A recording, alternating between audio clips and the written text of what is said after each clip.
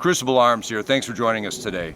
Last week it was 29 below with a high of 15 below here in Minnesota. Today it's a balmy 30 something, so we wanted to get the 300 Blackout AR15 build that I did for myself for Christmas. Take it out, sight it in, ring it out, come along with us for some fun.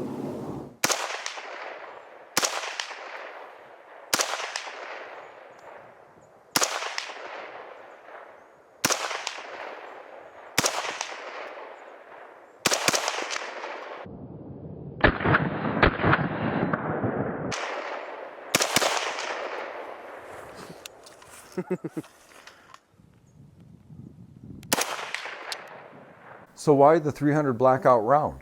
After all, the M16 platform has been around for over 50 years, utilizing the 5.56x45 round very successfully in theaters of war around the world.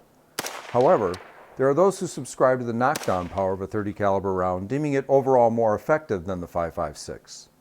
The downside is most 30 caliber rounds throughout history are generally an overall larger cartridge size and weight when compared to the 5.56. A primary reason for going to the 5.56 is the ability for a soldier to carry more rounds for the same weight than a comparable 30 caliber loadout. A great blend of ballistics and weight is found in the infamous Soviet 7.62x39 round and now in the 300 Blackout. So as always, we'll do our safety check. You notice there's no magazine in the well, nothing in the chamber. We're good to go. The 300 Blackout was an attempt to be able to put a 30 caliber round into an existing AR-15 platform with minimum modifications while maintaining all of the benefits. The only modification that this rifle has or needs as compared to a traditional AR-15 is the barrel itself. Every other component on it is a standard AR-15 component, including the bolt carrier group, buffer tube assembly, all the other parts are identical. The barrel is the only thing that needs to be changed in order to be able to accommodate a 30 caliber Blackout round. So let's talk about what the project goals were for the 300 Blackout round. Advanced Armament Corporation, along with Remington Defense, wanted to come up with a compact 30 caliber round that would work in the AR-15 platform with a minimum change of parts. They also wanted to emulate the ballistic characteristics of the infamous 7.62x39 Russian round used in the AK-47 platform as well as others. But they also wanted to make sure that they maintained the round count and compatibility with standard AR-15 platform magazines. The reason being, as we talked about before, the ability to carry a high number of rounds with lower weight was very important in the development of the 5.56, and they didn't want to lose that advantage in going to a 30 caliber round.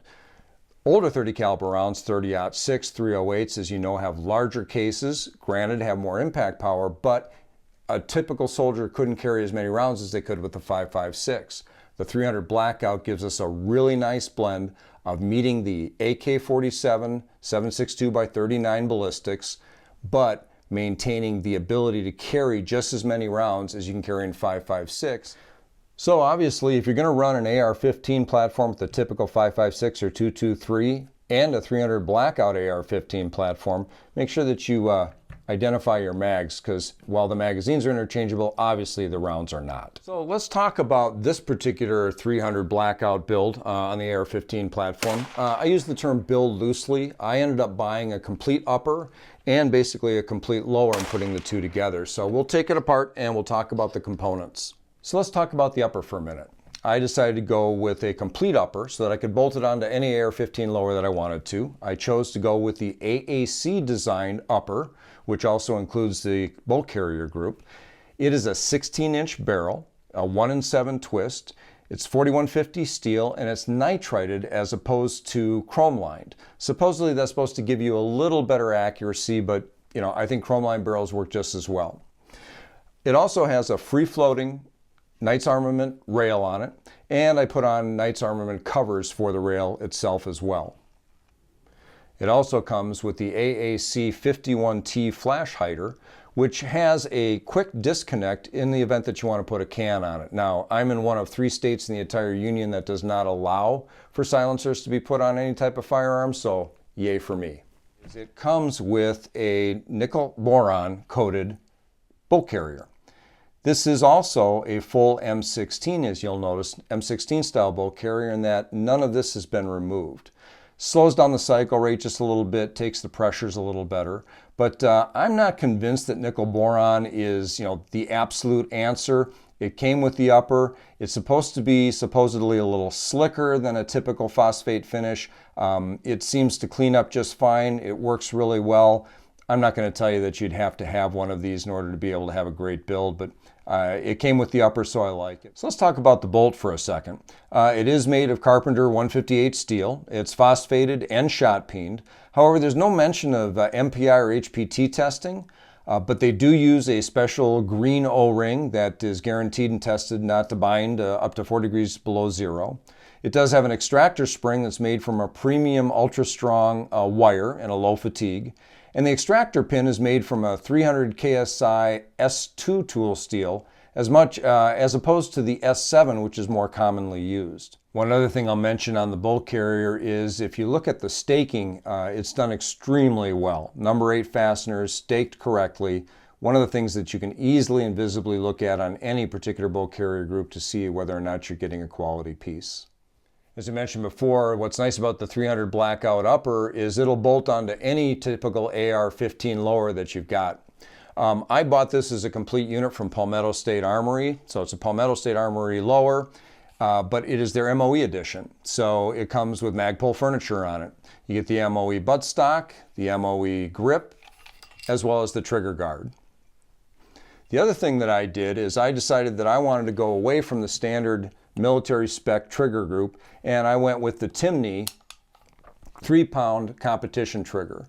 I love the Timney triggers. The clean release is awesome. It's a 3-pound pull. I've got these in all of my AR platforms, and I'm a huge fan.